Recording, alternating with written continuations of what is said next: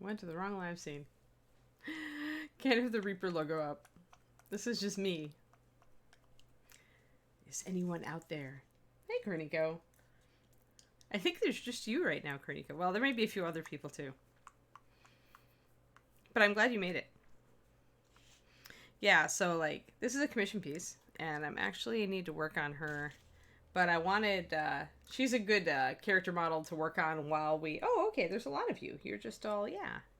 You're all just popping in. So this is a commission for a patron, and I am gonna do bronze armor on her, and I think I'm gonna do purple and cream cloth, but I wanted to do like some like almost verdigris on the armor. I wanted her to kind of be a cleric of law and order. Hey, I'm Fontana. Hey, Liquid Nebula and Wintersy and Chibi Amy, everybody, and Radical Edward. You're radical. I like your name. Thank you for joining us today. So yeah, so chill afternoon stream. This is Harbor the First. So I had an idea, guys. I had an idea this morning. I thought maybe we would create an adventuring party together. We can make up stories about them. Or at least we can make up their personalities, right? Because character creation is the most fun part of D&D, right? It's one of the most fun parts, I think. And I'm a GM at heart, so you know, like I'm the one who always gets stuck running the game. But I thought it would be kind of fun to make up a party of adventurers. So I thought you guys could kind of help me with that. So I have my 5th edition book. Yeah, it is. It really is. Making the character is always the most exciting part. So we could make up a gang. Here, let me get in focus. So while I'm working on Lil Miss Commission here, so she can't be part of it. So she's a 25th Reaper anniversary model. Wait, I'll give her a little tag. Because aren't they going to bring those back, guys? Didn't I hear you guys talking the other day on Reaper Miniatures that they're going to bring these models back? The 25th anniversary? Yeah, I think a reddish purple and white cream. Is Foltest like a god of law and order? I forget. My Greyhawk is so long ago. I was glancing over Forgotten Realms Gods Chibi, but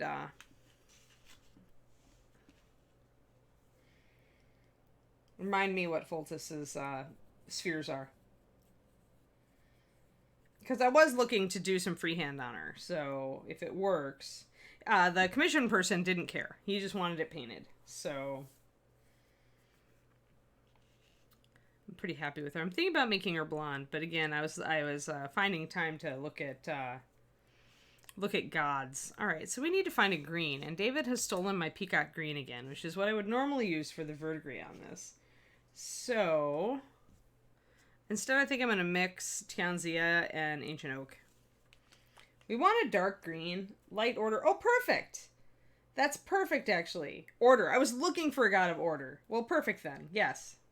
So Foltest, that works. What's his lawful neutral? That's perfect. What's his holy symbol? What's his shtick? If he's sun and moon, is he a sun and moon thing? Hi, Daffodward. Hey, Wintersy.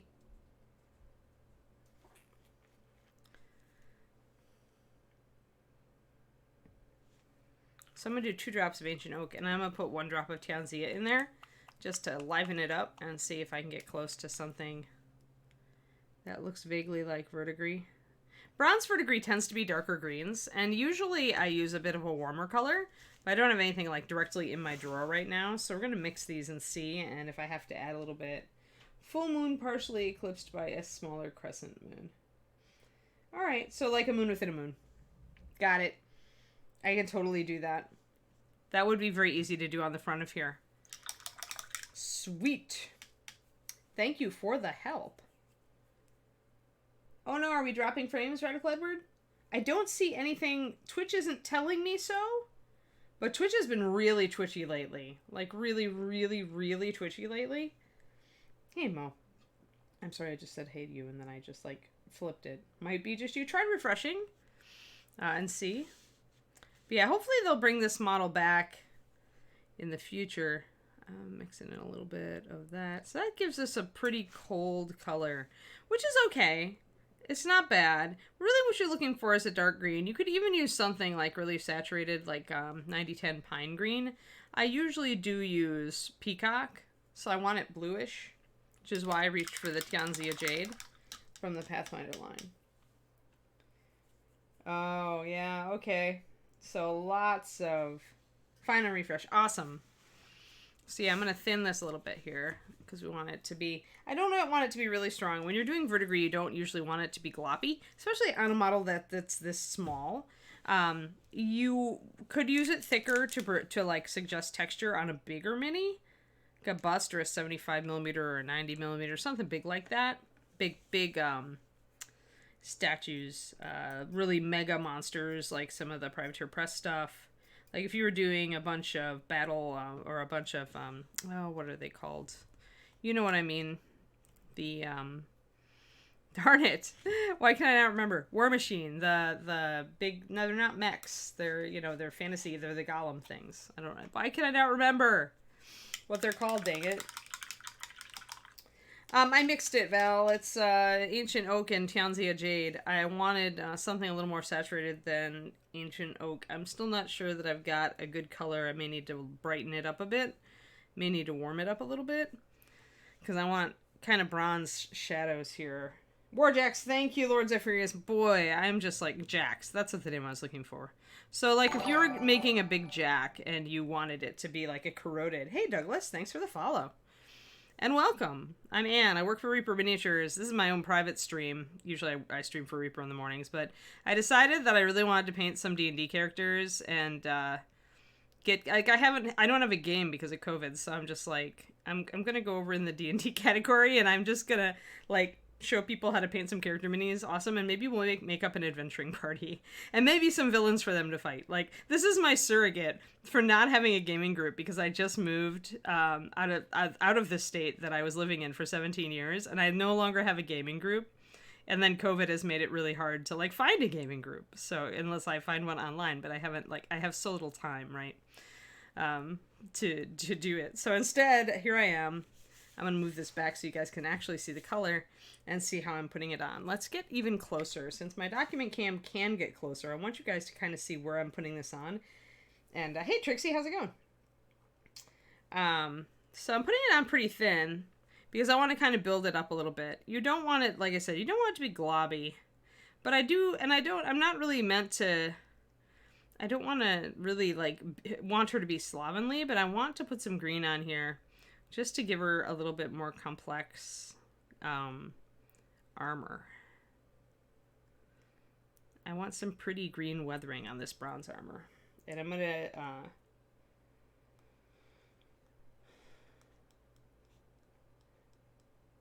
Oh, okay, Douglas, you've seen me before on Reaper. Fantastic. Yeah. Yeah, this is, I believe, a rich leather base. I'm pretty sure that's what I used because that's what I really like lately for my bronze. And we will go in and we're going to do some shading too, but I kind of wanted to get some green knocked in various places. So, like, all around the rivets. And a lot of this won't survive, right? But I want to put it in. I don't want to forget it. It's the verdigris is the kind of thing where if you paint all your metal all really nice and then you go to put verdigris in, you can be kind of like, oh, I don't want to mess up what I've done. So I often block it in like right after the base coat, just so it'll remind me that I want some of these greens. Yeah, look at you, Val. No, you're getting too used to my my most used colors probably. So this is rich leather is a good color to use for gold as a base coat for gold, but it also is a great base coat for bronze. And the only difference is how you highlight it. I'm just gonna put some greens down here. She's got her enemy tenderizer. It could be a meat tenderizer, but I'm gonna call it an enemy tenderizer.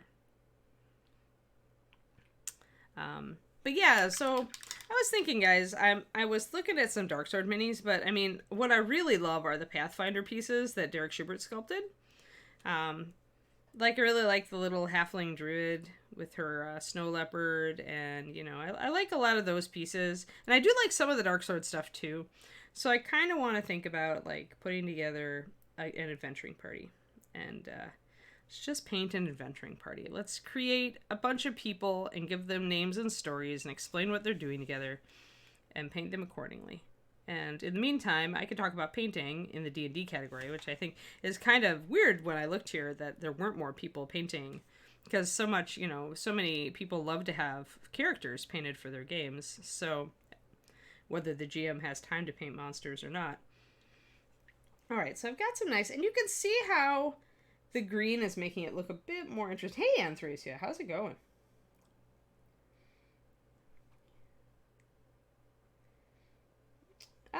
Normally I like, well, let's see, my last character was a Dragonkin Paladin.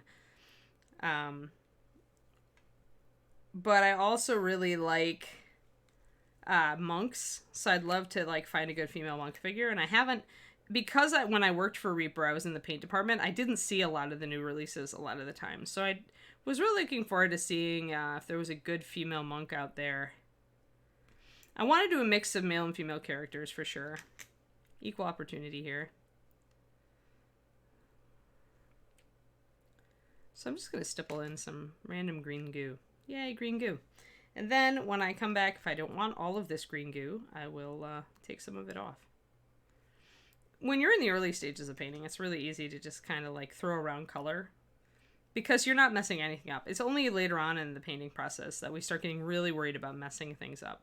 So if you want to do something like relatively quote-unquote messy, like verdigris, doing it early in the painting process is a good idea. Before you can like inhibit yourself and get all scared of screwing things up.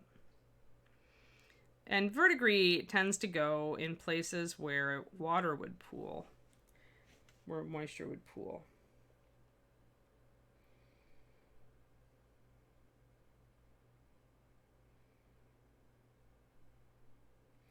Elf Ranger, Orc Barbarian. There's a lot of really good Elf Ranger models that Reaper does. We could do an Elf Ranger. What's the, is my Tiefling a sorceress, or is she gonna be a good, like, are Tieflings good, I could make her a sorcerer.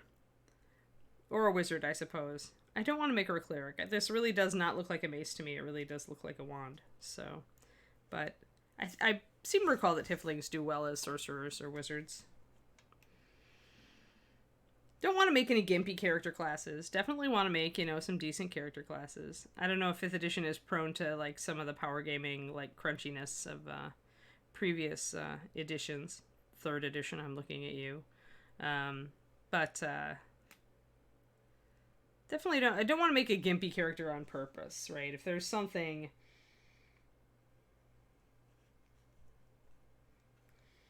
Yeah, I always play females, for sure. Well, they do knight, but I'm totally going to paint them differently. I don't give two figs about, you know, what's his name being what's his name, or what's her name, or Mauricio being Mauricio. I'm the kind of GM who, when you hand me a module, a pre-written module, I'd change the entire thing so you can't recognize it. I have no problem doing that. So I really could care less if the Pathfinder iconics are iconics or not. I'm going to paint them totally differently.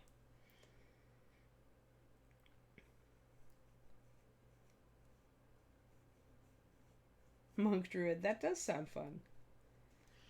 Yeah, I mean, I've been GMing since I was 9, go figure.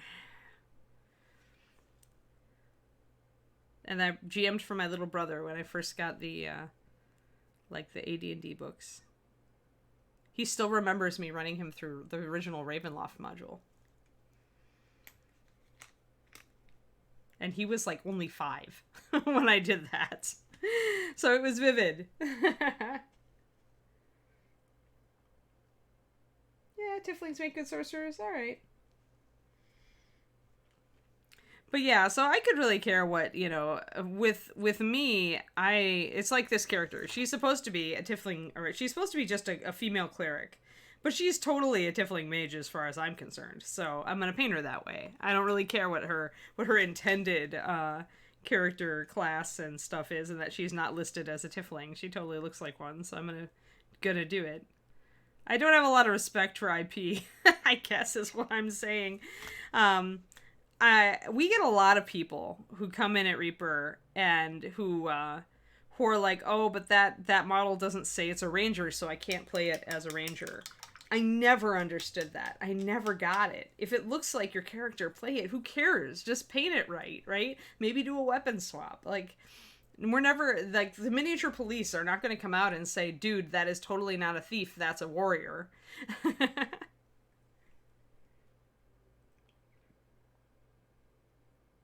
Oh, great, Wintersy. Yeah. Here, I bought this book. Won't you do the work so I can play it? That's so silly. Oh my gosh, but I can totally see it. Totally see it. All right, let's see a shadow color. I want russet. No, not ruddy leather. I think we are gonna want. It's either gonna be russet brown or blackened. I kind of feel like it's got to be russet brown because it's more yellow, and I don't think we want to go red. So let's go with shadows and maybe add just a tiny touch of black to my russet brown. So we'll do 2 drops of russet. And we'll add, where's my pure black? It's around here somewhere. There it is. Just a tiny touch. Yeah, Nebulous Missy, exactly. Sometimes player swap. Happens more often than we'd like, right? I like, actually, Reaper Brian, from the old days in Reaper, did quite a good little business, kit bashing dragonkin heads, dragon folk heads onto other miniatures, just because there were no models for like the dragonkin when they first came out. All right, let's see if this is dark enough. I might need a little more black.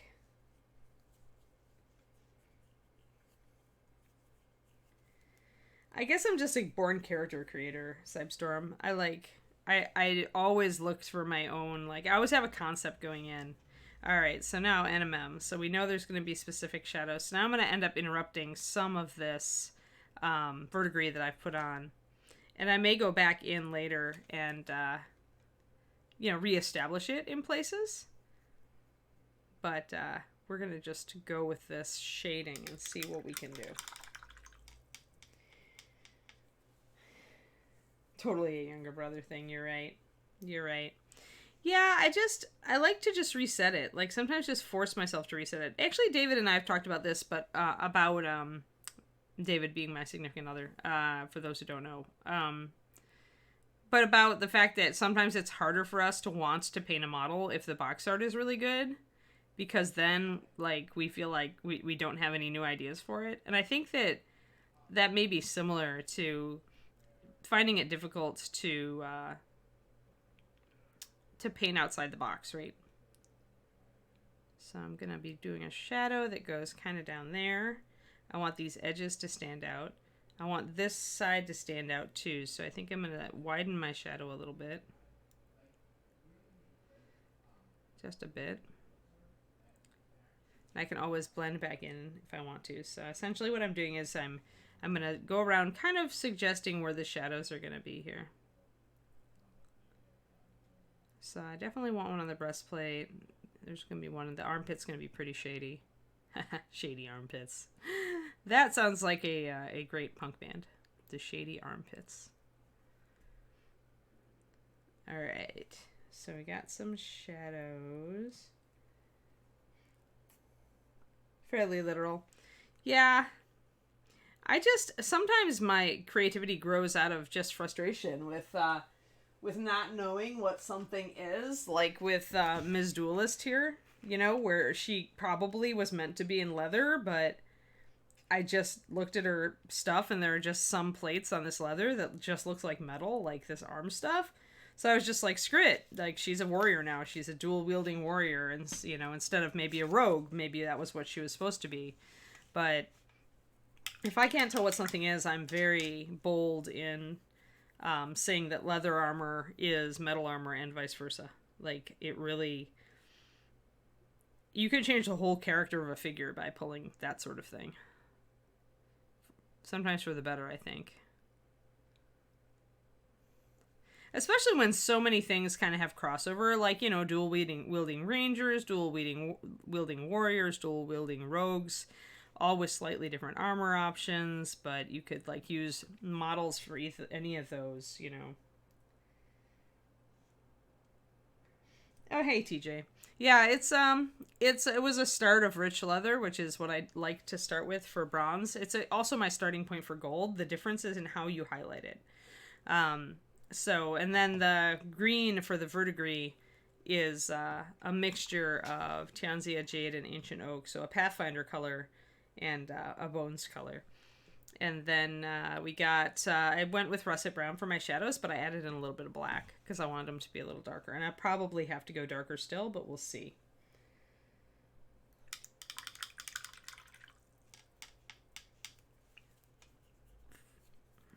But yeah, I like to kind of like be able to say my miniature is what my miniature is.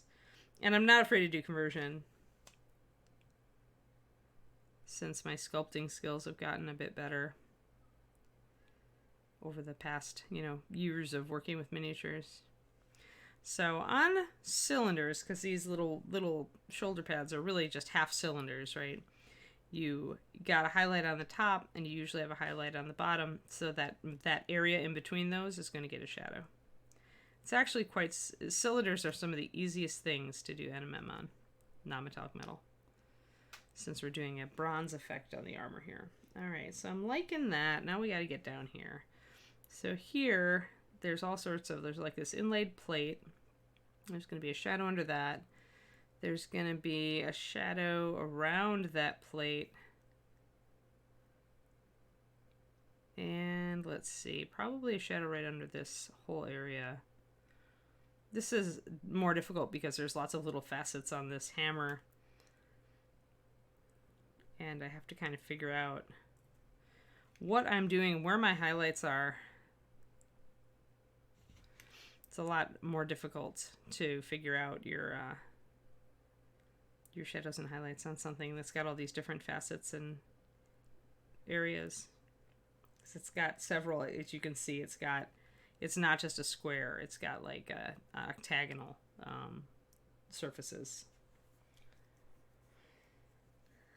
So that's a little bit more hard, and we'll probably get around to making that a little more decisive in the future. Once I start adding in highlights, I'll probably have to add in my brightest highlights to really get a grip on that.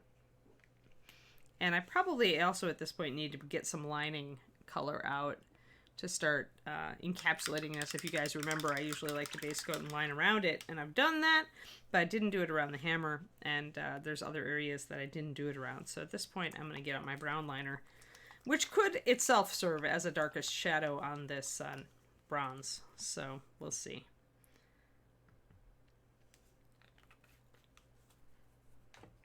But yeah, so what's everybody's favorite race for Paladin?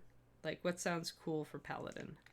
Like, I've played a Dragonkin Paladin. She does not want to stick onto the sticky tack. I think my sticky tack is flawed. I like Paladins. We could also do a warrior. We need a tank. That's what I'm saying. Who's our tank? Tell me what race I should look at. Or races. Give me a couple races, and I'll go delving on the Reaper and Darksword sites. Is SMR the bird people with wings? Does anybody make models of them that are decent? Because I know Reaper doesn't.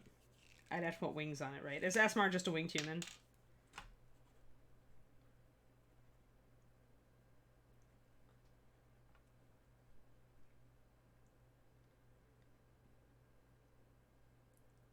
Well, I don't want to have to do a bunch of conversion on these chibi.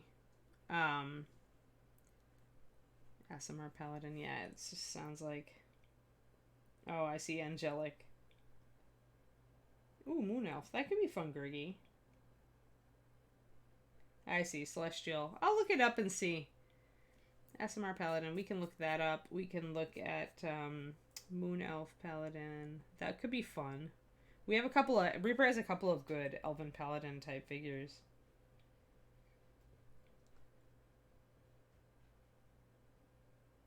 Yeah, I read David Eddings ages ago. Yeah, we'll look at... Okay, so we'll look at Elven, Aasimar, and Human for our Paladin.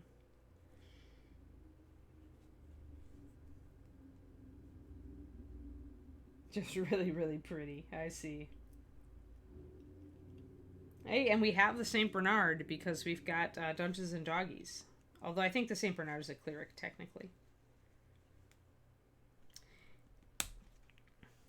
Mostly I'm just wanted a selection because I want to look for a bunch of models that like maybe I've always wanted to paint or that just look awesome or that are new, that sort of thing.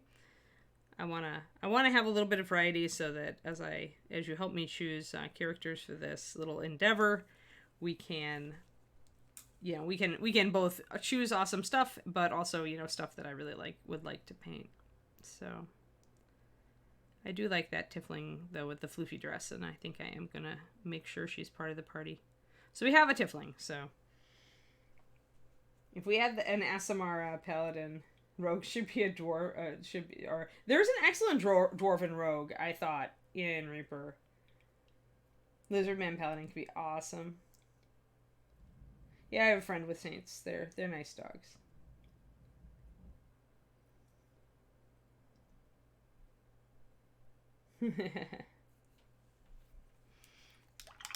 Hey, delusions are just make the weirder the delusion, the more interesting the D&D character, right? That's why you always have to fix something that's wrong with your D&D character. Some weird quirk or idiosyncrasy makes the best character.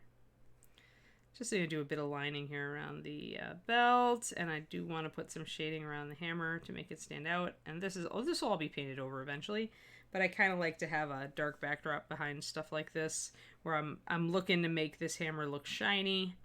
So if I just paint in some shadow area around it, it'll give me a better idea of how shiny my hammer is actually looking once I add highlights.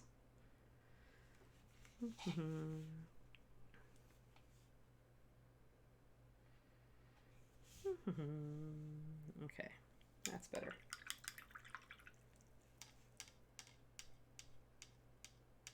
I have no idea what radiant consumption is.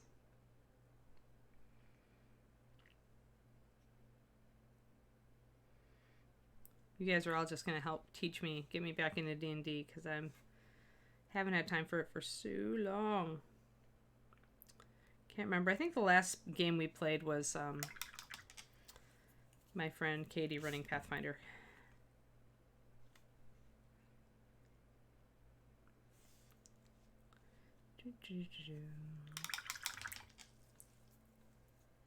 Half orc rogue.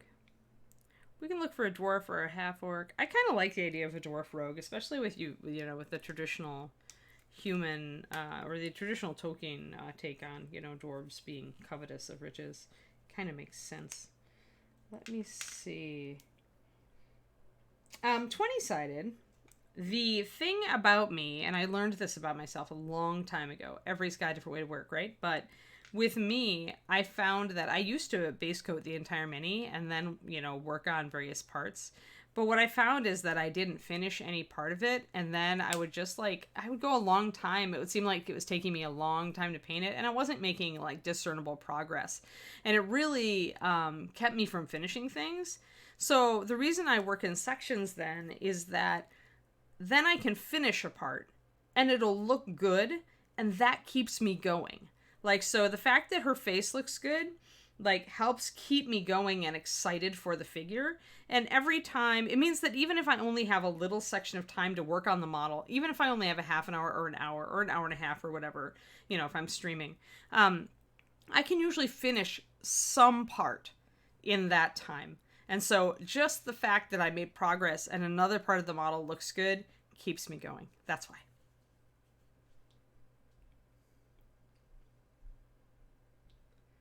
Let's see. Oh, I see. Yeah, you'd have to do backdrop to get that to work, Liquid Nebula. If the figure itself is emanating light, the only way to show that is up there up against a surface. Oh no, is my doglet distressed? Oh, I might have to take my dog out real quick, guys. I didn't expect her to have an issue in the middle of this stream. Usually she's a morning doglet. And I'm also confused as to why the AC doesn't want to open. Because maybe she's just unhappy because it's warm in here. Getting warm in here. Yes? No? The AC says no, we're still okay in here. The AC is going to be silly today, Kiri. Anyway, for those who don't know, my old dog sometimes needs to be rushed outside. Hey, Nadia Crisis. Thank you for following. I'm Anne. I work for Reaper Miniatures. I do streams for them in the morning hours on Twitch. And this is my personal channel. I just was kind of astonished when I came over to the D&D category the other day and noticed there wasn't a lot of painting going on. And, you know, I always, when I discovered D&D, I always did a lot of painting. What got me into painting. So I thought I would come on over here and take my show on the road. And usually I stream under art, but I thought I'd get over here. Hello, Margaret. Thanks for the sub. Awesome. Yay, Zombie George says thank you. Yeah, it would take a diorama. It's like lighting effects like that. Yeah, playing both 5e and Pathfinder 2. Yeah, that is the problem, isn't it, Miss Dimp, when you're doing more than one? Yeah, it does work for me, TJ. Yeah, I would, if I was going to, hey, Big Glitter Geek, thanks for the sub. Awesome. Thank you for the sub. I'm so happy to see these resubs coming in, guys. It makes me so happy. Especially with how new we are on this channel. So, but yeah, so it really does keep me going to just be able to look at part of the model and be really satisfied with it, right? Be happy with it. So that is why I paint in sections. Also, sometimes it gives me more time. If I haven't yet decided on the color for something, then I find I've got more time to work with it. All right, let's actually get, I think I'm taking this up with polished leather. Like straight up with a very, very orange color and white. I'm trying to aim kind of for the color I got on the bronze pipe and the commissar, the 40K commissar I was working on. And, of course, I didn't write down the colors I was using on that, because I'm silly. But I have a thought that I can duplicate that. Where's my yellow? There. So we're going to try. We're going to try. But yeah, you guys, thank you so much for the subs. This will help. Yeah, now that I'm doing 3 days a week, it's like lots of streaming. So we will see if things keep getting better. I have high hopes. Twitch has been awesome so far. All right, so I'm mixing up two colors. And I'm not going to use much of the one. But I've got my polished leather, which is a Reaper color. Oh, that's the wrong one because I grabbed the wrong one. Where is it? There it is. Polished leather, 9430. And I did grab my NMM gold highlight, but I have to be really sparing with this. It has to be pinpoints because it isn't gold, it's bronze. And bronze does highlight up to yellow, but it's usually very like tight and sharp. It's not a big, like, and it's not as yellow as gold. So, yeah, I know that when you've played every iteration of D&D, including Pathfinder, then you get kind of like, oh, and I haven't looked at Pathfinder 2. But I've run every type of D&D up to 5th edition. So, yeah, I'd have to, like, reread the rules at this point to make sure I was doing it right. So I'm going to try to start bringing up some highlights with my polished leather, which is going to be very, very vibrant and orangey. And I want to do it in areas where the light's going to hit. So if I look at where the light hits my model when she's standing here, you can even see there's like a big band of light here that comes down. You can see by just looking where the light is hitting. So that fits with the overhead light for her face. So I am going to start highlighting there. I may have thinned my leather a little bit too much. We'll find out. And I don't mind if I go over my verdigris a little bit. I can always go back in and re-add it if I feel I lose it too much. And this is mostly polished leather with just a little bit of the NMM gold highlight in it. And I want it to be pretty sharp highlight. I want it to be a pretty sharp highlight. I do not want a very broad highlight at all. The best way to do bronze is to rely heavily on your browns and only pop your yellows up in a very small area. Like really pinpoint it. I know, right? Playing Pathfinder 2, yeah. How is Pathfinder 2? I haven't heard a lot. My problem with the original Pathfinder is the same problem I had with 3.5, which is that running it as a GM was hideous because when you got above a certain level, every boss's, like, you know, rundown was like 2 or 3 or 4 pages long. And it just it seemed to me that the fights got really unwieldy, especially if, like me, you weren't like super, super experienced with the system. You like it? Is it just as complex, or is it, I need to get some white out here. Make sure I bring up my highlights really, really sharp.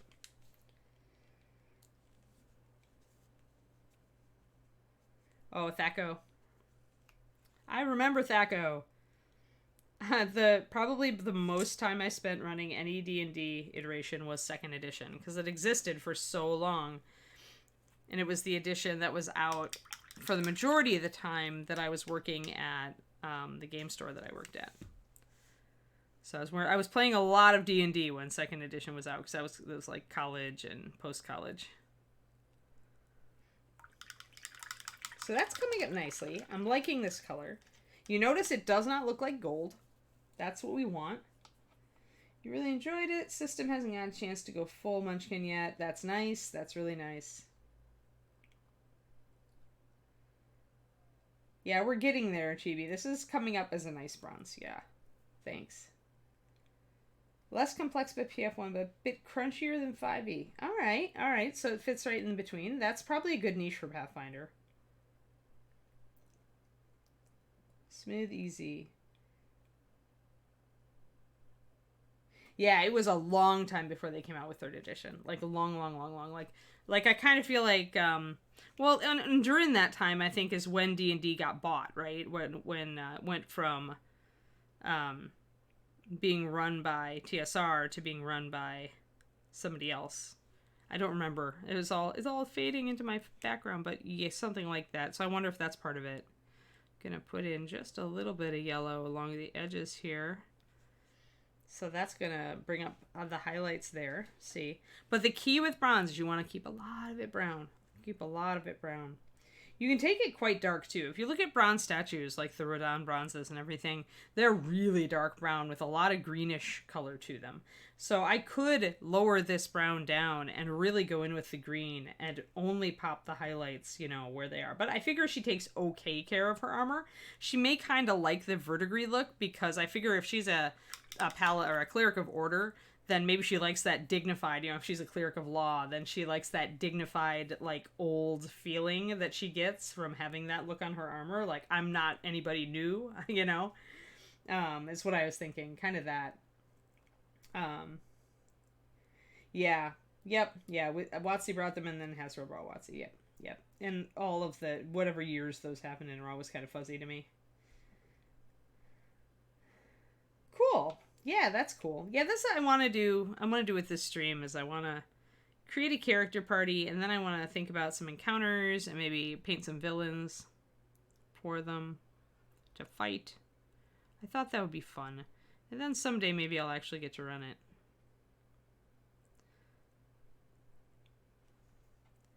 Just a little bit. That got a little bit out of control there. I do need probably a little bit of my rich leather to tamp that down a bit. So you got to keep your highlights consistent. They've got to go down at the same angle, because the light is going to be hitting a consistent level as it falls over the armor. I do need... Well, good, Mo. Crunchier means more rules. Yeah, more. Sorry. Yeah, I see Misnip got it. Crunchier means you've got generally more areas that you can really tweak the rules about your character. Like a crunchier game system essentially gives you the options to min-max, Mo. Or, sorry, TJ. Yeah, it gives you more options to kind of, to min-max your character. So, like, 3.5 was very crunchy in that there were so many feats and skills and, you know, little tweaks you could do. Pardon me, I'm going to get my rich leather out, guys. My starting color real quick. That's 94.29. That you could make a really OP character if your GM wasn't watching. Like, certain rules would synergize really well. Instead of a system that doesn't give you... It gives you more of an out-of-a-box take where you don't have to do much to start playing, but your character also isn't very customizable. So that tends to be a little more balanced if they've balanced the game beforehand, but it also gives you fewer options to, like, make your character more effective. So, yeah. 3.5 was fun to play, but I found it very heavy to run, Lord Zyphrius. I did not enjoy running it. My 3.5 game did not last very long. I found that after 6th level, it was just like too much for me. Too much work. Like, I'm a GM who likes to do story and have a lot of like cool story stuff that goes on for the characters. And I like to spin a lot of encounters off the top of my head if they make sense for the story.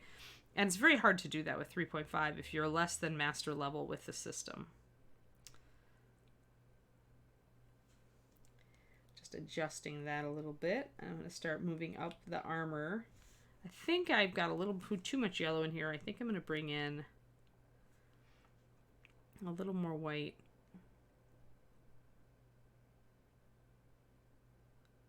Just right up the row. And I think I'm going to bring in a little bit more of my rich leather to bring that yellow a little bit down.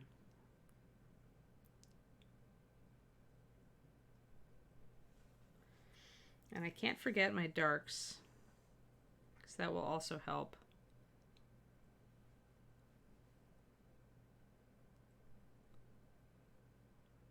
There.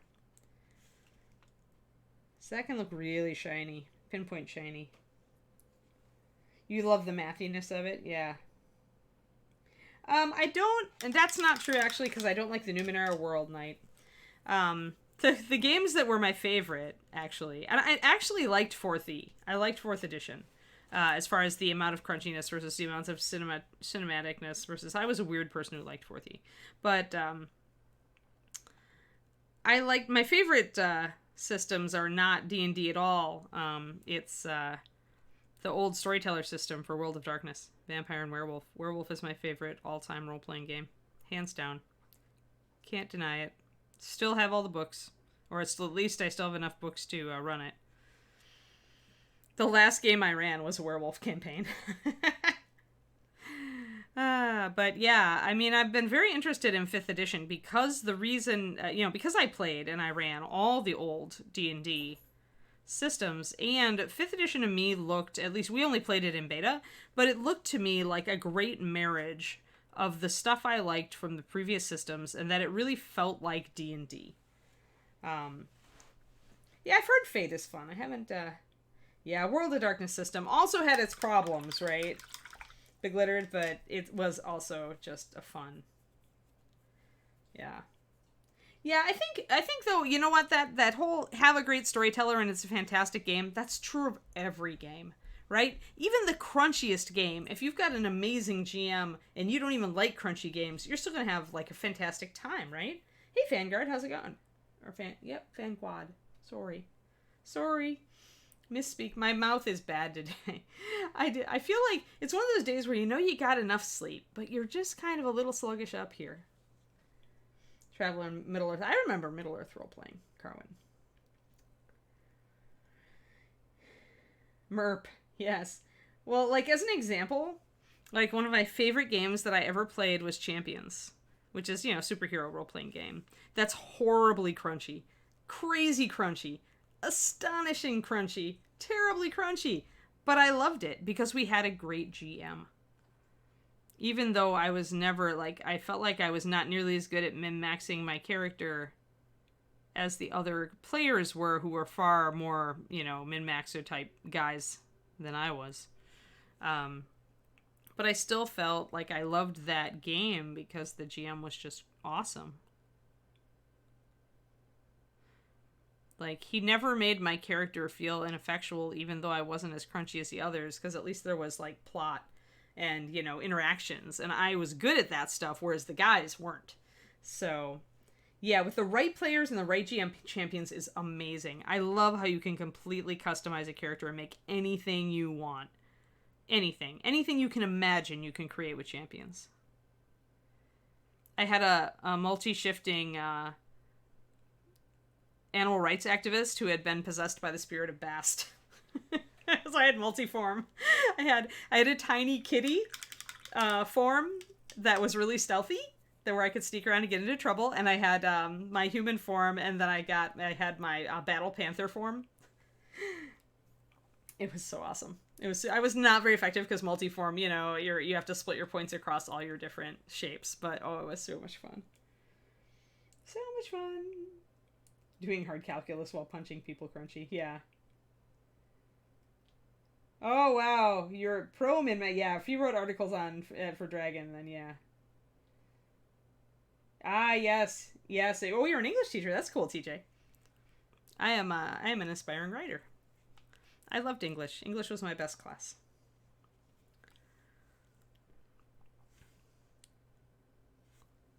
I respect English teachers.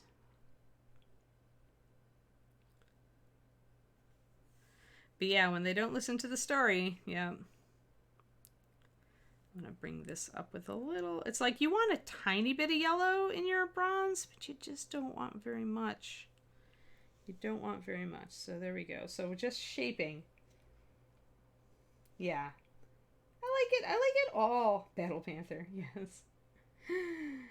And it was fun because when you're multiform, you don't, like, each form is a character. So you don't necessarily remember everything that happens or see everything that happens depending on how you've built your character. Like, so the Panther was, like, could care less about my human form or what happened or what my human form cared about. It was kind of funny. It was just fun. It was just a really fun game. It's such a good GM.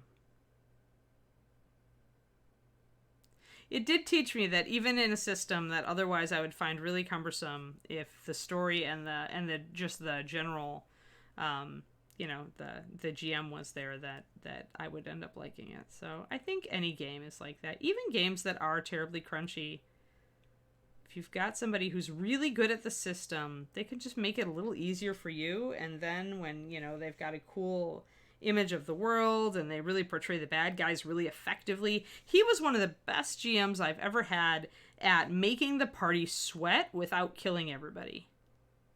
Like, he just had a really innate sense of balance as far as, you know, like, this is going to test you, but it's not going to kill you unless you're dumb or very, very unlucky.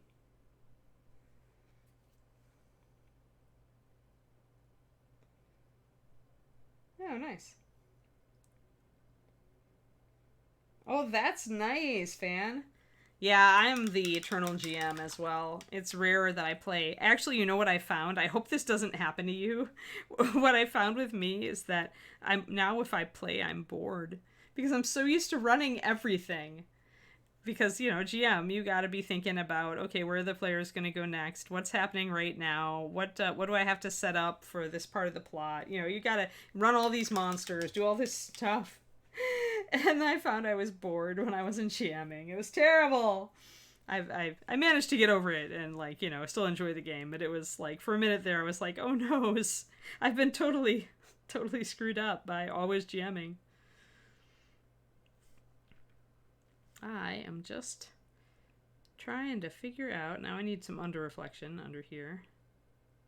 This is a really well sculpted figure. Bobby's sculpts do tend to be. Which helps when you're trying to do... I don't know, she does want to keep falling off of my Red Bull cylinder. You can all make fun of me. We're doing the sugar-free Red Bull energy shot miniature holder today. Yes, painting a new mini, exactly. That's why I thought we'd make up some cool D&D characters. And, maybe I'll go and I'll, Hey, Jolly Roger, thanks for the follow. I'm Anne. I work for Reaper. Just part-time these days. But I really wanted to stream over on the D&D category because I was bewildered that there were not more people painting D&D figures on the D&D category. So that is why we are here. And every Thursday, actually, is going to be D&D game. So what I'll do before next Thursday is I'll start looking around. And if you guys are on my Patreon Discord, you can give me opinions on models that I dig up. I'll run them by you. And we can choose some minis to paint on this stream to create our adventuring party. I'll have to look at all the 5e character classes.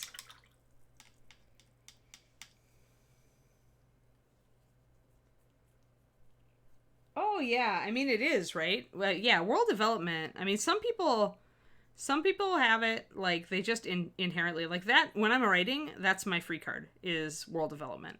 But I had to fight to get decent at dialogue and plotting. So yeah, everybody's remember as a GM that applies because GMs are a lot like writers. I need a bard. Yes, I agree. I need a bard, Chibi Amy. Absolutely, we will choose a bard. I will do it in honor of John Bono, my friend, who always played the most annoying bard characters in creation. Like, you knew that he was going to play a bard. You just knew it, no matter what you did. And you knew that it would be annoying, but you also knew that he would be super funny, and so you just let it go.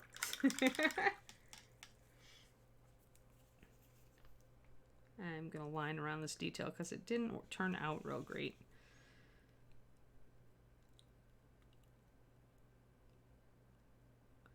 But yeah, I find that GMing it is a lot like writing. It's like you've got GMs that are good at different things. Like my old friend who had such a great grasp of the math behind everything and how to challenge the party without killing them.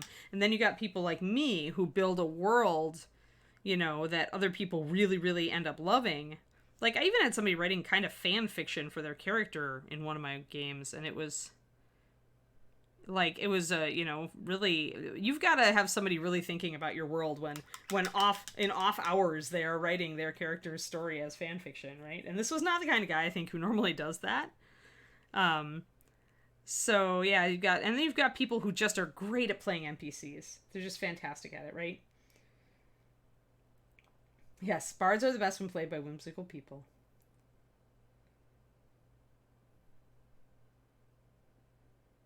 Hammock is a club. No one expects the fat halfling to be the party rogue. That's fantastic.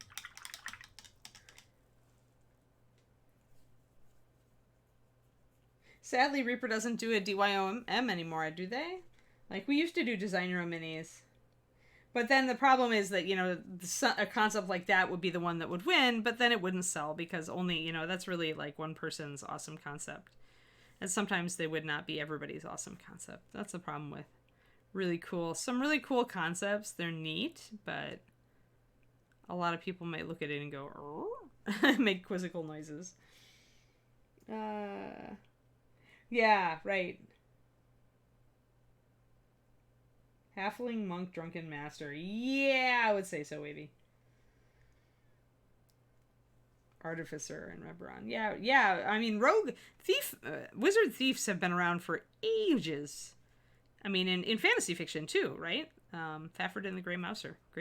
Mouser was a rogue with a bit of magic in him.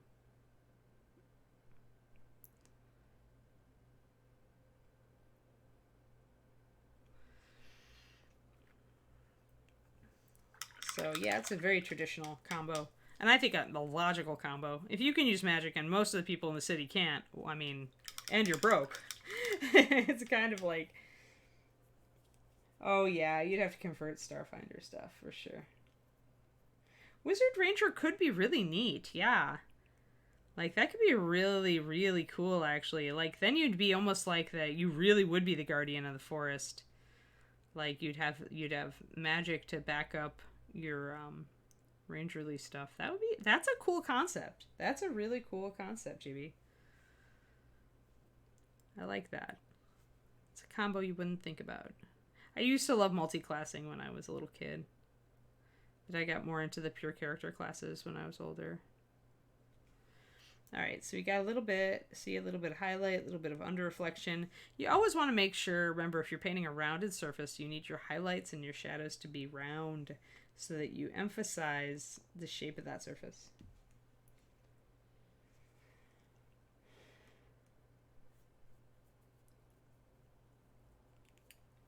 Hi, Achilles. Yes, I'm, today is, I don't know, this week's been crazy because I added an extra streaming day. Because it was all because of Val and Kaz. They went to Subwar. They subwarred each other and ended up like gifting 20 subs. And at that point, that was my goal that I had set before I started a new day of streaming. So I've added Thursday to my schedule. It's going to be D&D day, and we've been talking about like character concepts and stuff that because I want to put together kind of an adventuring party of characters and work on them on this stream specifically.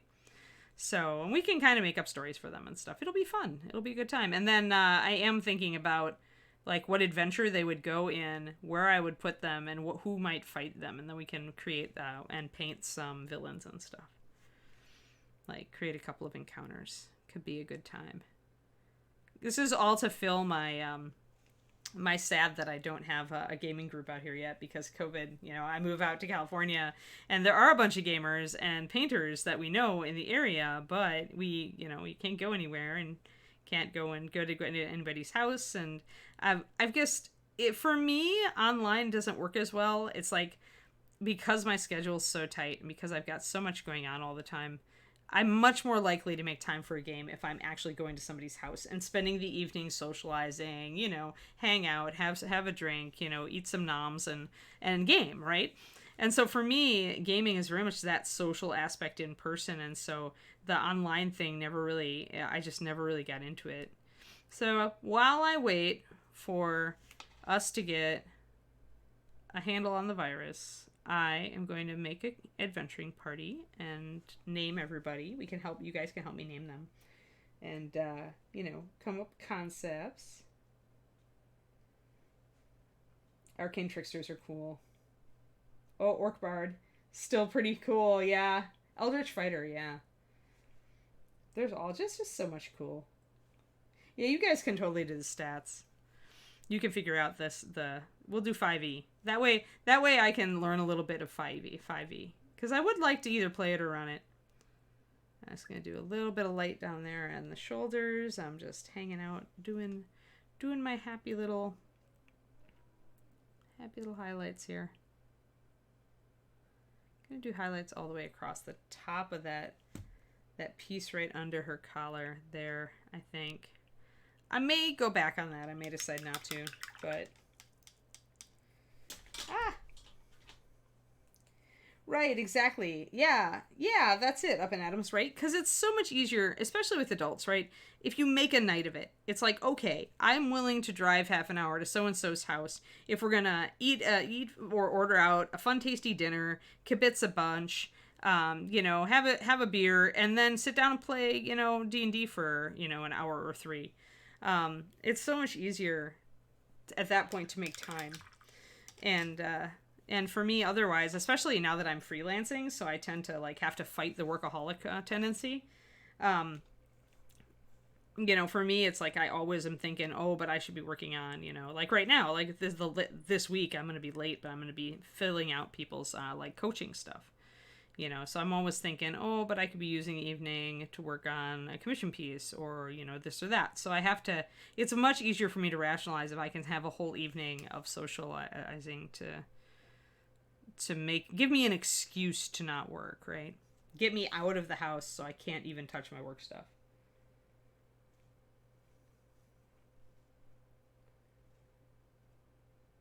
You like this concept for a stream? Okay, awesome. I'm glad. Hey, Bill, how's it going? Wow, we have a lot of viewers. Welcome, everybody. If some of you are new to me, I'm Anne. I work for Reaper Miniatures. I used to work there full-time, and I made their paint line. And then I moved out west to be with my guy, and now I'm up-planted in California with no D&D game. So I am planning to work with my Twitch family here to find some we'll create an adventuring party, and then we'll make up their personalities, and we'll have some fun, and then we'll we can, you know, figure out who they might fight and paint some of those monsters and NPCs. I liked the idea of maybe having an anti-paladin be the main antagonist, so we can totally go there. We'll have to figure out like where these guys are going to be fighting so we can base them appropriately. But this one is actually a commission work, so she's not going to be... I do want a cleric, though, guys, because I am... actually, that was my favorite character class since basic D&D was cleric. I've always loved them. I'm a healer at heart. I play support classes in Overwatch. Although lately I'm tanking. Don't tell anybody.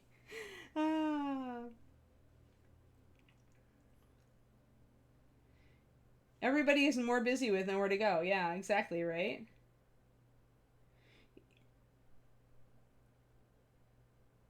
75% of your group furloughed. You've increased the number of games you're playing. Great. I mean, not great because furloughed, but it is cool that it gives you something to look forward to when otherwise you might be sad, right?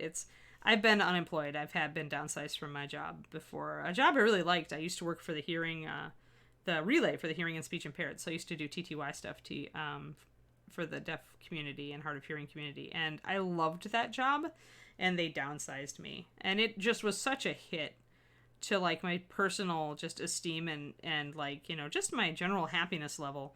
And I'm generally a happy person, and I find it very easy to be upbeat, but that was a hard one for me. I still remember being so depressed after that. So all the sympathies to your friends who have been impacted by this, Miss Tim, because I've been there. It's not fun. There we go. We're putting some highlights on these shoulder pads. So yeah, this is actually a commission for a patron. I really am loving this bronze armor. I'm so glad I decided to do it. I knew it was going to look snaztastic, and now I'm like, yeah, this is good. Plus, she looks like kind of skeptical. Like, she's definitely a cleric of order. She's just like, so what have you been up to?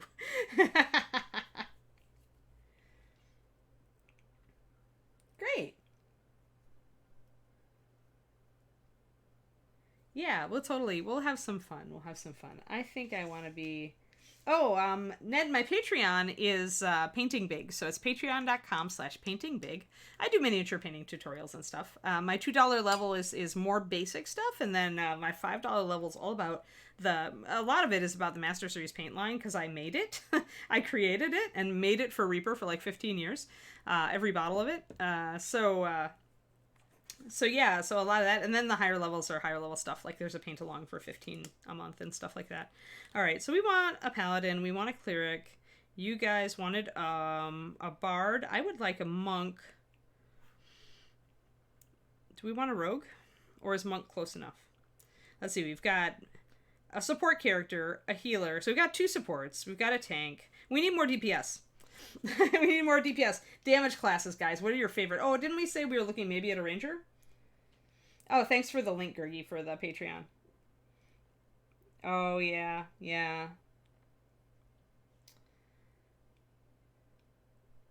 Good.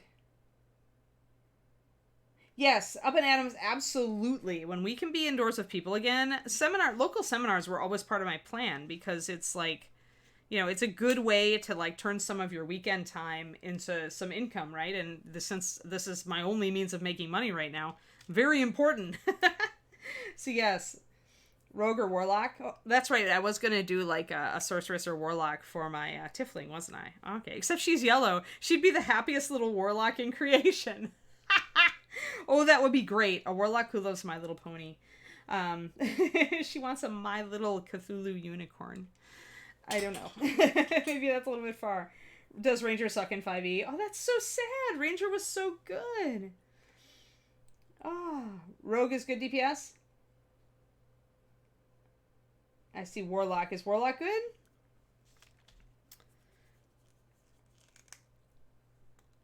Hedgehog Army.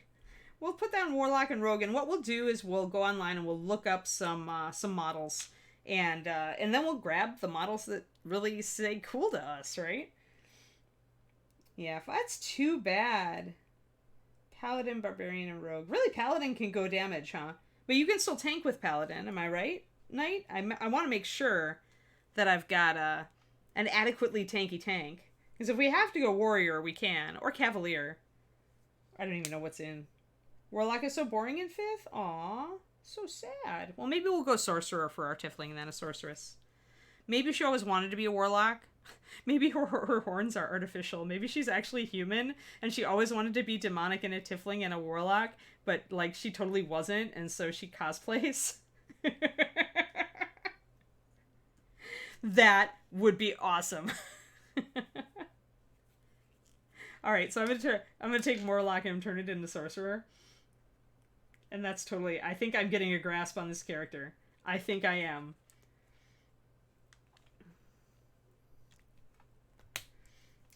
So is Paladin tanky, or is it mostly damage these days? Like, Paladin's always been pretty tanky because the potential for healing. But yeah, I think so, Mo. I think like she grew up in like an urban area, and she probably went to like mage school, and she thought the warlocks were the coolest kids, and none of them wanted to play with her. I'm loving this. This is This is going to be fun. This is going to be fun when we make up character stories for these guys. Cause then you paint them in line with their story, right? You totally can figure out all the little things. Paladins can tank? Okay. Well, good. Then we're gonna definitely do a paladin. We just need to find the coolest paladin figures out there. Cosplaying as a tiefling. Oh, was she? Holly Monster was cosplaying as her character. That's fantastic, fan.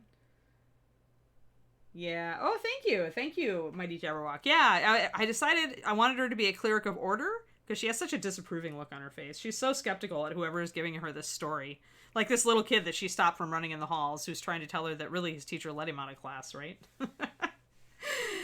So I wanted like this kind of like Horiel bronze armor that have even some verdigris because she's really proud of her armor and she obviously keeps it shined up, but I think she thinks the verdigris is dignified. So she keeps it in there to like imply that her armor is of great age. She probably bought it at the discount armor mart, but she's not telling anybody. Oh, this one? Yeah, she could be. She could be. I really like her. Good deal. Well, yeah, we'll definitely do Paladin then. Yeah, this one is for a commission, so she won't be one of our characters. We can't make up any other than my initial concept. I do make up a concept for any character that I paint in general, especially if it's a commission with a lot of leeway, where you don't really have, they're like, oh, just paint it, right? So I'll try to come up with a personality concept in my head, because then I can base everything else around that. It makes it a lot easier to come up with color schemes and even hair color. Like I was gonna make her a blonde, but now I'm thinking maybe a stern brunette. She definitely is not a redhead. I don't want to go black. I don't like going black with hair when she's got so little of it. And she's got this little braid, couple little braids actually. Yeah, law, right? Exactly. She's a cleric of law. Oh, this god? We brought it up earlier. There's a Greyhawk god of order. Starts with a P. Chibi Amy brought it up, and it's actually the right colors because I want to go with a reddish purple and cream color scheme for her cloth. So maybe I'll go golden blonde with her. Maybe she always got made fun of, and I suppose that blondes can be like that icy blonde kind of personality, but she looks very stern. So. All right, so let's try the hammer. Let's get the hammer going on here. What I'm finding is that I'm not touching my polished leather so much as I'm touching my rich leather mixed with my NMM Gold highlight to create kind of a middle. This is a little bit too orangey for the bronze, I think. A ranger with a small army of hedgehogs. But I just painted hedgehogs. I'm hedgehogged out.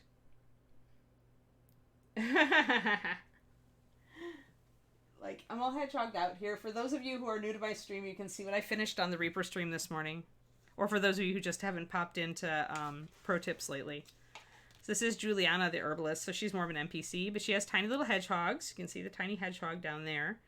And she's looking skeptically at a plant. David was like, my boyfriend is like, why is there purple in that plant? I'm like, that's exactly what she's thinking. And then we have the littlest hedgehog back here is the one I really love. Look at him. Isn't he adorable? Behind the bag. They're so cute. I love the hedgehogs. Yeah, we'll have to decide what world our party is going to be in, guys. Like, as far as... Because we'll need to know who the Paladin's god is going to be, right? Although it's tempting to make it Bahamut, because I've always wanted to paint a bunch of dragon livery on somebody. But we'll have to see what character we grab for that. Yes, she's why you have hedgies in the mind. Yes, of course. And they were so cute, nobody would suspect they were masterful killers. Exactly, right? Yeah, the army of hedgehogs. You guys are so funny. This is going to be fun. This is going to be so much fun to create this party with you guys. And make up stories about them. And yeah, I'll totally, for those of you who are in my Patreon, I'll post on the Discord, I'll post some of the character models I'm looking at and see what you guys think. And if you have, like, any ideas, so we've got, like, we need a cleric, we need a bard. Our bard can be as cool as cool can be. Any type of, I don't care about race on that one. Just looking for cool models. We're looking for cool models. And then paladin, so paladin, cleric, bard. So we'll have enough healing for sure. We might need a 6-person party at that point to make sure we can deal out some damage. I love monks, so I would really love a female monk if we can find a good model. We're doing a sorcerer. I'm already going to do her, so we got that. And then rogue, that's right. We were going to throw a rogue in there, weren't we? What world, Cleveland? Then everybody would be raccoons, trash. Or, I don't know that. I don't know that about Cleveland, actually. I think I drove through Cleveland once. Let's see here. I think Greyhawk is even technically more old school than Forgotten Realms, which is why they brought it back. But I'm more familiar with Realms. Waterdeep was my favorite city. I loved the Waterdeep box set in the olden days. Oh my gosh. Yeah, Kryn. The only problem with Kryn is that it made dragons, like, too common, I guess. Most Magic. Hey, thanks for the follow. Hi, I'm Anne. I work for Reaper. I also do my own, like, streaming thing, and I decided to invade the D&D world today. I think I'm going to do it every Thursday. We have a plan. But yeah, so okay, we need to choose miniatures for our adventuring party. So I need paladin suggestions, cleric, bard, monk, and rogue. And I've already got my sorcerer, so we'll just use my cool little wannabe tiefling. I'm excited. This will be fun. What do we got? I got 15 minutes left. Yeah, I got to get to that. Oh, did I dropped my pen cap, and that could be hazardous because then I won't have a pen anymore. That's the problem with felt tips. If you lose the cap, you're screwed. There it is. I love these little Sharpie pens, but they do get that way. I tend to, like, lose the caps. All right. Thursday just became your favorite? Yeah, but I do love, like, some things. I actually ran, I adapted 3.5 to one of the old Dragonlance modules. The one with the Black Dragon Onyx in it. I think that's one. I think that's number 1, where they go down the well. That was always my favorite scene in the Dragonlance books, was when Kasanth came up out of the well and melted, what's his name? I liked it so much that I proved myself a geek in front of my sophomore English class and read that scene aloud for our Read a Scene Aloud project. So everybody got to listen to the description of the beautiful black dragon coming up and melting people. Yeah. Yeah. Yeah, exactly, right? Yeah. Yeah, Riverwind. He got melted. Yep. Yeah, and I found that in the later modules, it was just too easy to kill dragons. It got just where dragons were just, like, coming out of the woodwork, and they were just too common. Like, I really like a world where dragons are a serious challenge. Serious challenge. Like, you need a small army. Or a very powerful group of heroes. With Taz and the Seasick Flint from the beginning of Winter Night. Yeah, well, we can be geeks in arms there up in Adams. I don't know what the rest of my class was thinking. Well, I do know, actually. What a nerd. But, you know, that was back in the late 80s. Alright, let's see here. I kind of want... Oh, that's right, we need to do the hammer. I keep forgetting the hammer. No, hammer time. Hammer time.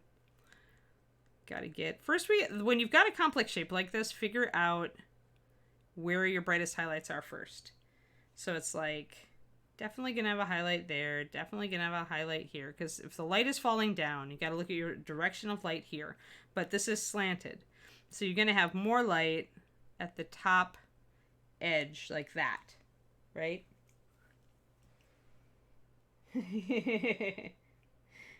See, nerds rule the world now, though, because everybody, even the jocks nowadays, play sci-fi and fantasy video games, so they can no longer look down at us anymore. Alrighty. Let's see here. So I need to highlight those little knobs on her meat tenderizer hammer. It's probably actually a cross, but I kind of like thinking of it as an enemy tenderizer. So I'm going to hit the 4 points of the cross. and downplay that it's actually a Oh, you found a bard. Let's see. Oh yeah, Astrid. Yeah, I mean she's the original, like, you know, punk rock fantasy guitarist. She's a good sculpt. I'd probably use the metal version just because she's got some fine details I think are better in metal if she's still available in metal. Yeah, and I will admit that part of me was very annoyed about Hasselhoff because he created problems for so many GMs when their most annoying player wanted to run a Kender. Know so many games that barred Kenders entirely. But I think that part of why they made it hinge around him also is just because he was so beloved by the fan base.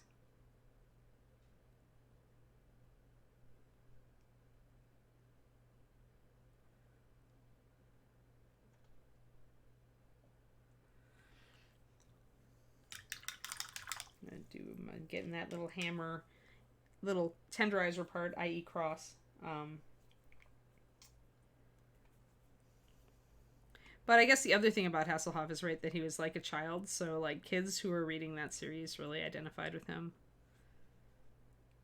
He also got away with the most insane things. So I totally see the popularity. He was never my favorite character.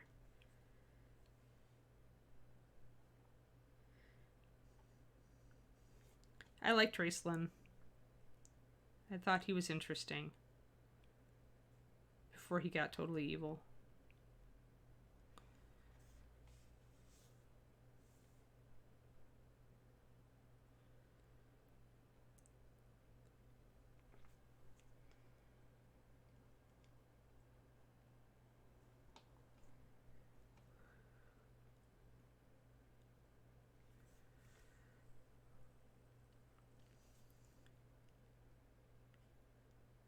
I actually really loved, even more or as much as the Dragonlance books, I loved the original Gary Gygax's Gord the Rogue series, which is so just D&D in like a novel form. It even reads like a D&D adventure, but I loved those books when I was a kid so much.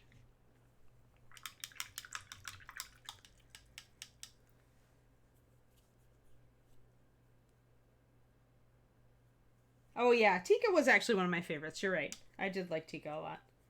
And Lorana, yeah. Yeah, Sturm. The Sean Bean of the he's the Ned Stark of the Dragonlance series.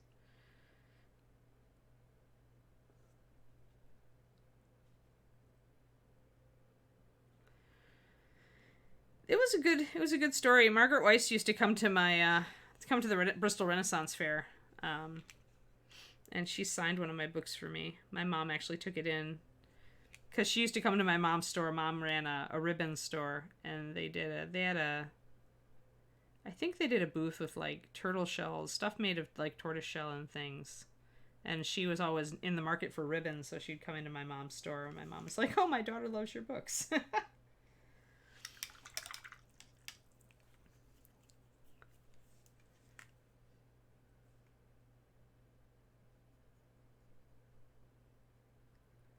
Yeah, alright. We are getting there on this hammer. We do need some dark shadows. I need a little bit darker shadow going on, so we're going to play with it. And my white highlight is way too broad. You see how big that white highlight on top is? It needs to be much shrinkier compared to, like, these guys.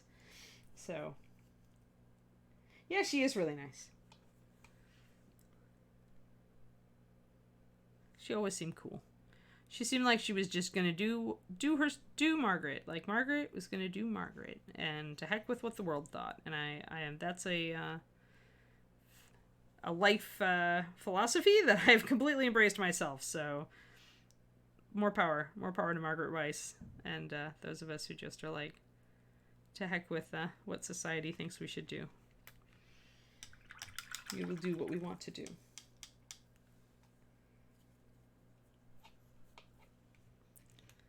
It's a classic. You gotta read it, keeping in mind it was some of the earliest game fiction.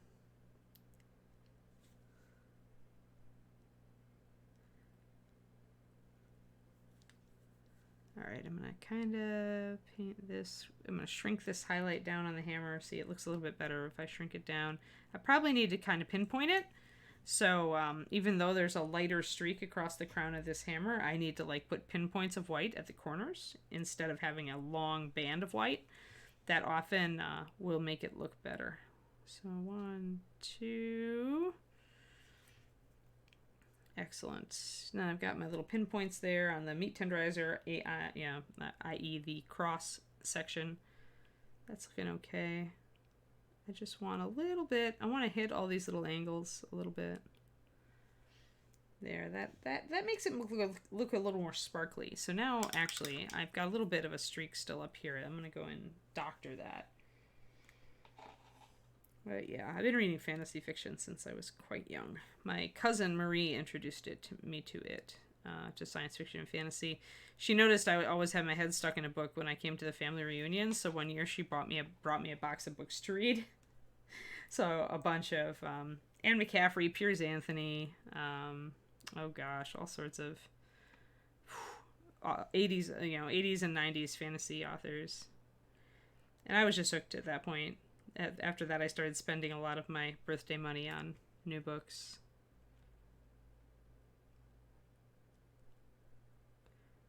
My geekliness was firmly in charge then.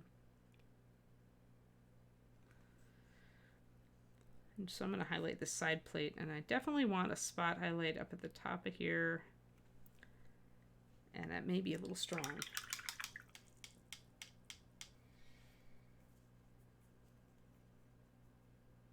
Yeah, early 80s classics. I mean, you go back and read them now, and you can definitely see that they're dated, right? But Alan Dean Foster is another one, his Flinks series. And the writing has gotten much better in fiction nowadays, but I still have some old favorites that I own. Anne McCaffrey was my first love.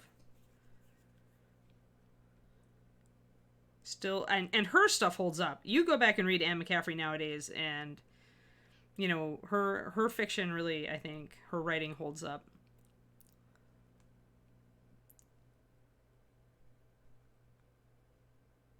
Whereas some of them are a lot more, I think, a lot more dated.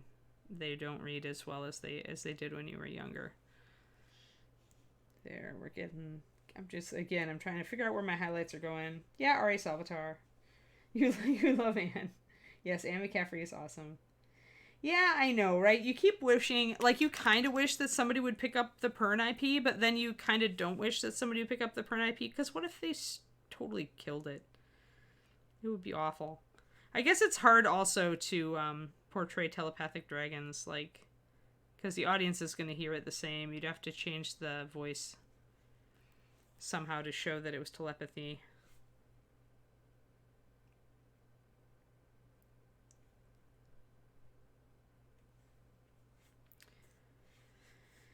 It would be an interesting challenge. I keep wondering.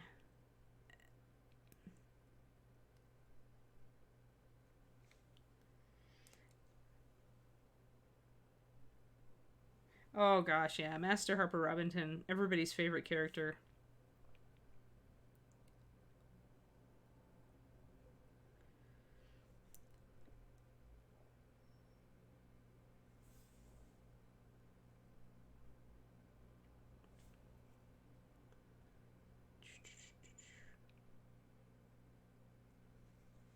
Alrighty. I'm getting there. I'm just like trying to figure out, okay, now the light needs to be not as strong back here. So I need to knock that down and make it a lot softer and more yellowy and not as white. I still need some reflections back here and some light, but I don't need it to be that strong. And I probably actually want to kind of block out some of this. I'm going to use some green because I've lost a lot of my green. I write mythic fantasy, TJ. So my current book is a young adult fantasy, actually, because just the age of the protagonists and the subject matter, based on Norwegian folklore. So it is... It pulls a lot of threads from traditional Norwegian folklore, not Norse mythology, very different. And I chose to look at a story where the family is cursed. And in the fairy tale that it's largely based on, you know, whenever these people in fairy tales get cursed, it always seems like they have a trick, right? They have a trick to get out of the curse. And that didn't seem right to me. Like, you know, I'm no Brandon Sanderson, but I can put together a pretty consistent magic system. And it seemed to me that curses would be smarter than that. And so that's kind of what my story is about. A family that thought it had escaped a curse only to have it strike the following, the next generation. Not even the children, because they actually fled to try to save their children, but then it hits the grandchildren. And nobody knows what's going on. So yes, that's what I've got the first book all done. I'm just doing some cuts. Hey, Chibi Amy, have fun. Yeah, bronze fun. This is much more fun. Hammer, little Fitzy Hammer will eventually look cool, but I'm still working on it. You've only got like 5 minutes, right? And I've got to take Kiri out. But yeah, so I read a lot of YA. I actually think that young adult fantasy is some of the best fantasy fiction being produced today. It's just lovely, but there definitely is a word limit, and I tend to write long. So what I'm doing right now is just doing the final cut to get my book down to about 85,000 words. And yeah, it's book 1 of 2, and book 2 is done, but then it needs sizable edits as well. So I will probably submit book 1.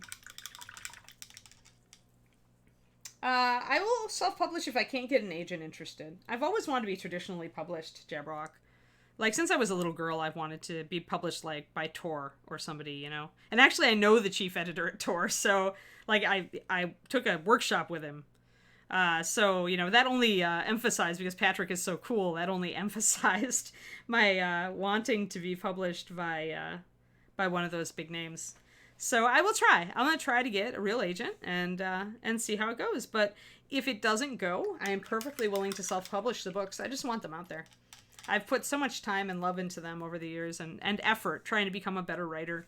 You know, a lot of learning and getting better and working on my craft. So I still love the story even after all these years of editing it. I started it a long time ago. So yeah, eventually, one way or another, it's going to be out there. But yeah, this is my, actually, NaNoWriMo, National Novel Writing Month, is coming up in, November. And I always make a run at stuff in Nano. So by the time of Nano, I'll have this first book finished cuts and ready to submit. And then my goal in Nano is to jump into the severe, super edit on book 2. So I can have both book 1 and book 2 done.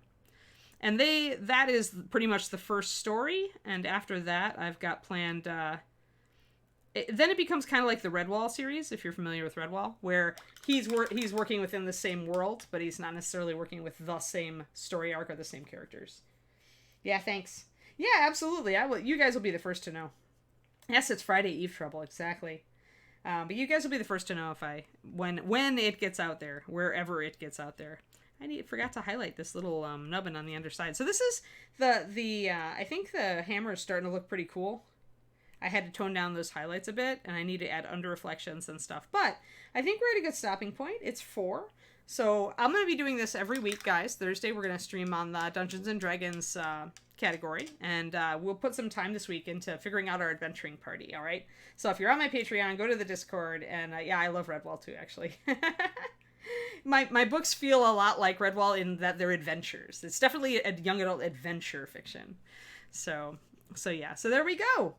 Thank you all for showing up. This was a really good stream. We got a lot of people watching, and I'm really happy. So yeah, Thursdays are good. Thursdays are awesome. We will do this in the future. And yeah, you all have a fantastic afternoon. And if you're on tomorrow morning, of course, I'll be streaming on Reaper Miniatures Twitch, as usual, right around the 11:30 a.m. mark Central Time. And we're going to work on Snake Lady again. I want to get her water. I want to get her water figured out and stuff. So we'll see. But yes. Oh, raid. Yeah. Let's see. Is there anybody cool that you guys would like to raid? Let's take a look. We have CNOT out there. CNOT's always good. Most of my follows are like Overwatch streamers. Oh, Dwarven Forge Live? Dwarfapalooza? Are they doing a thing? Are they cool? Oh, it's Mighty Garrett. And your Mighty Jabberwock instead. Yeah, I don't know. Let's go raid CNOT. We'll have some fun. We at least can do that. You guys can watch. I don't know what he's sculpting, actually. I'm pretty interested. CNOT. Do I remember that the hardest part of CNOT is the spelling. CNOT, how are you spelling again? Yeah, I got it right. Oh, is sculpting Viking? Oh, that sounds awesome because I love Vikings. All right, we're totally rating CNOT. All right, guys, thank you. Have fun, everybody, and say hello to CNOT, okay? Yes, Viking. I love Vikings. When I paint historical models, I paint Vikings. It is so true. This was fun, guys. Thanks for helping me get some progress on this model. And here we go. Boom!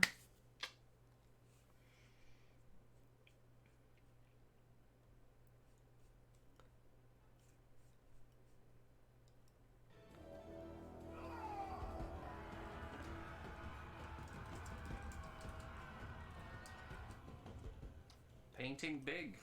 Why, hello.